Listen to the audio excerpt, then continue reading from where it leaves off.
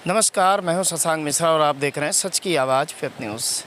आज हम फिर से उसी जगह पे मौजूद हैं जहां पर पिछले 2 साल होने को हैं और किसानों का धरना बदस्तूर जारी है। वो जगह है लखनऊ एयरपोर्ट से जुड़ी हुई रहीमाबाद गाँव।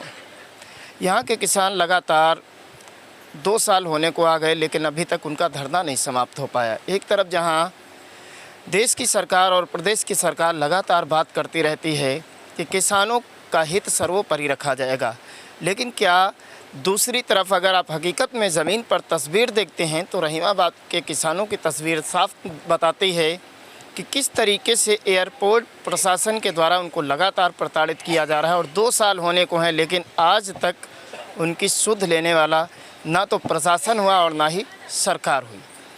ऐसे में 19 जनवरी से 11 किसान रोज़ भूख हड़ताल पर भी बैठ रहे हैं कि शायद अब उनकी सुनी जाए, लेकिन फिर भी प्रशासन और सरकार अंधी और बहरी हो चुकी है।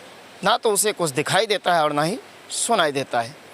क्यों नहीं सुनाई देता है, क्यों नहीं दिखाई देता? इसका एक कारण है कि देश का किसान एक गरीब वर्ग होता है, खून पसीने से मेहनत करता है और सरकारें उन्हीं किसानों की वजह से चलती हैं। लेकिन जब सरकार गद्दी पर बैठ जाती है तो असलियत को भूल जाती है, फिर वो खुद को भगवान मानने लगती है और किसान को उसके हाल पर छोड़ देती है। दूसरी तरफ जो कारपोरेट्स हैं, उनकी हर एक बात सरकार मानने के लिए मजबूर रहती है, क्योंकि वहाँ से बहुत बड़ा चंदा आता है। आज उसी क्रम में भारतीय किसान मजदूर यूनियन दशहरी संगठन से राष्ट्रीय अध्यक्ष मनीष यादव जी भी अनिश्चितकालीन भूख हड़ताल पर बैठ गए हैं कि शायद अब हो सकता है सरकार या प्रशासन इन किसानों की बात सुनने के लिए आ जाए। लेकिन अभी तक तो कोई नहीं आया है। सुबह से धरने पर बैठे हुए हैं, भूख हड़ताल पर बैठे हुए हैं, लेकिन लोगों को पता भी है, शासन प्रशासन को भी पता है, उसके बावजूद अभी तक कोई हल नहीं लेने आया है। आइए हम बात करने के लिए मनीष यादव जी के पास चलते हैं कि क्या उनकी अब सुनवाई होगी या इसी तरीके से भूख हड़ताल पर वो बैठे रहेंगे। मनीष जी, 2 साल होने को आ गए इस धरने को। आज आखिर ऐसी क्या स्थिति आ गई कि भारतीय किसान मजदूर यूनियन दशहरी संगठन के राष्ट्रीय अध्यक्ष को भी मजबूरीवश यहाँ पर भूख हड़ताल पर बैठना पड़ा? देखिए, 21वां महीना चल रहा है। हमारे किसान माताएं यहाँ पर बैठी ज़मीनों की उचित मुआवजे के लिए, लेकिन प्रशासन ने पिछले 21 महीने में किसी तरीके की कोई शुद्ध नहीं ली। मजबूरीवश हमें आज 26/3/2026 से अनिश्चितकालीन भूख हड़ताल पर यहाँ पर बैठना पड़ रहा है। अब देखना है सरकार तक ये आवाज़ पहुँचती है कि नहीं पहुँचती है, या फिर इससे भी बड़ा कोई कदम उठाना पड़ेगा। जिस तरीके से यहाँ रहीमाबाद के किसान परेशान हैं, उसी तरीके से पिछले 8-9 सालों से हमारे लखीमपुर के राजापुर गांव के किसान 5वीं बार उनकी ज़मीन अधिग्रहण की गई, और जिन पे घर बने हुए, मकान बने हुए, स्कूल बने हुए हैं, तमाम तरीके के लोगों को कारोबार है, उस ज़मीन को अधिग्रहण करके और खतौनी पर नाम चढ़ा लिया है। इन दोनों लड़ाइयों को लेकर यहाँ पर आज हम बैठे हुए हैं, और हम समझते हैं कि सरोजी नगर तहसील में हमारा दूसरा आमरण अनशन है। एक बार 2018 में किया गया था तो बहुत कुछ बदला था। अब 2026 में देखते हैं कितना परिवर्तन होगा। ये सरकार सुनती है या नहीं सुनती है, किसानों का बलिदान मांगती है। इन्हीं सब चीज़ों को लेकर हम लोग यहाँ बैठे हैं। लेकिन एक तरफ केंद्र की सरकार और प्रदेश की सरकार लगातार अपने बयानों में और बड़े बड़े मंचों से ऐलान करती रहती है कि हम किसानों के लिए काम कर रहे हैं और किसानों की आय दोगुनी कर रहे हैं, और दूसरी तरफ देश के अंदर आप जहां देखेंगे वहां का किसान परेशान है। तो क्या इस तरीके से अगर किसानों की आय दोगुनी हो रही है तो फिर किसान मजबूरीवश जगह जगह पर धरना देने के लिए क्यों मजबूर?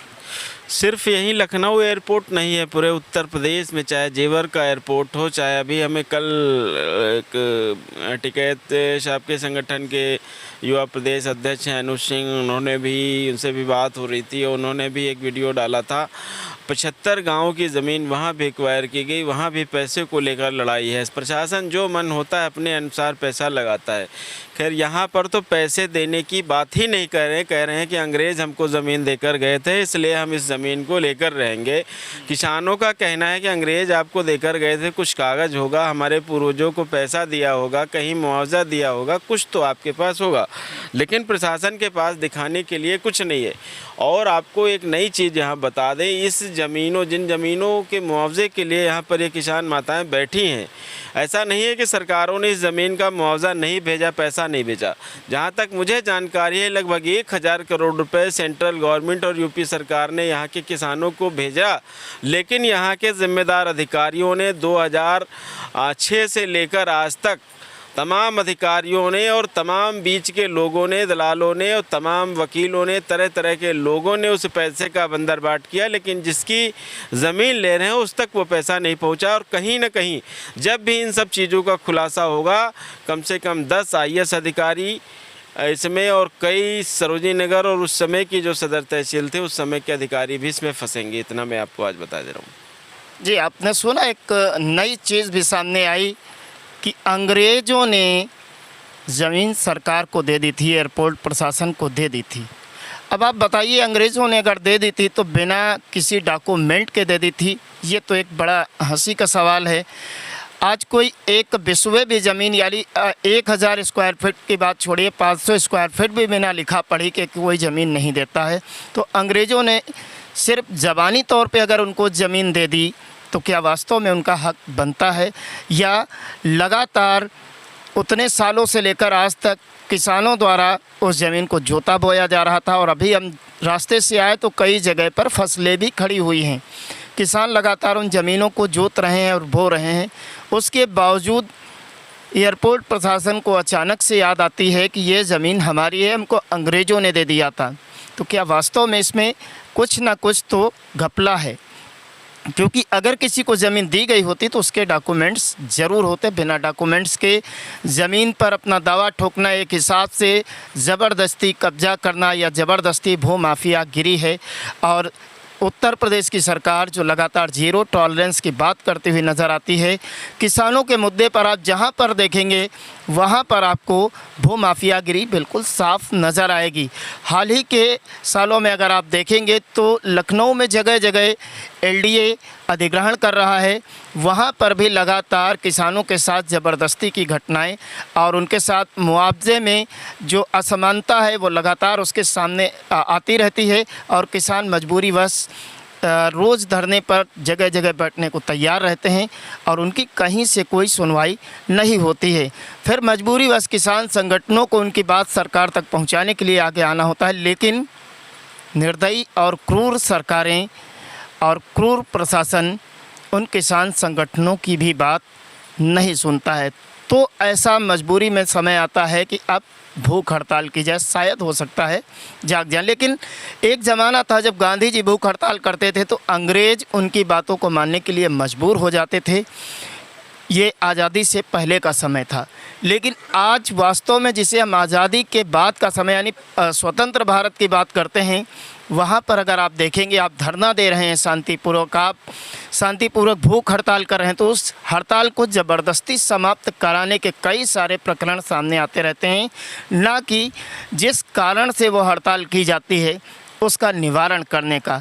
अब देखना ये होगा कि क्या वास्तव में लखनऊ के रहीमाबाद में धरना दे रहे किसानों और भूख हड़ताल पर बैठे हुए किसान नेताओं की बात सुनने के लिए एयरपोर्ट प्रशासन या सरकार आगे आती है, या फिर से अपना एक क्रूरतम चेहरा एक बार उन लोगों के सामने फिर से दिखाने का प्रयास करेगी। ये आने वाले समय में आपको हमारे चैनल के माध्यम से देखने को ज़रूर मिलेगा। कैमरामैन राजन के साथ मैं शशांक मिश्रा, सच की आवाज़ वेब न्यूज़।